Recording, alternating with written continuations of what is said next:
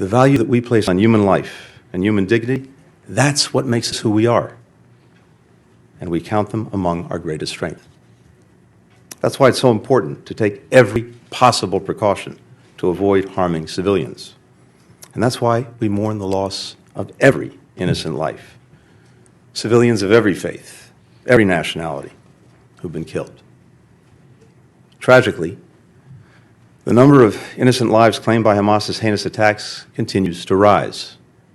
Among those, we now know that at least 25 American citizens were killed. We join families in Israel, in the United States, around the world, in mourning their immeasurable loss. The people of Israel have long and rightly prided themselves on their self-reliance, on their ability to defend themselves, even when the odds are stacked against them.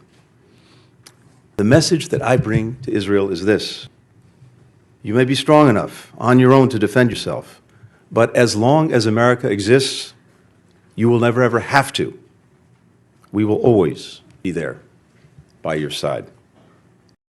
It's the message that I bring with me to our discussions today, and it's what I'll affirm when I meet with the members of Israel's newly formed national emergency government. We welcome the government's creation and the unity and resolve that it reflects across Israel's society. As Israel's defense needs evolve, we will work with Congress to make sure that they're met.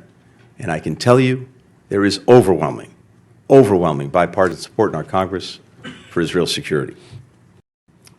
We deployed the world's largest aircraft carrier to the Eastern Mediterranean. We bolstered the presence of U.S. fighter aircraft in the region. We're providing other support as well. We continue working closely with Israel to secure the release of the men, women, children, elderly people taken hostage by Hamas. We know Hamas doesn't represent the Palestinian people or their legitimate aspirations to live with equal measures of security, freedom, justice, opportunity, and dignity.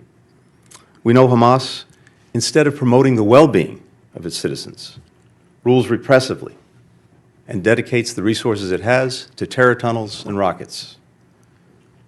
We know Hamas didn't commit its heinous acts with the interests of Palestinian people in mind. We know Hamas does not stand for the future that Palestinians want for themselves and for their children. Hamas has only one agenda: to destroy Israel and to murder Jews.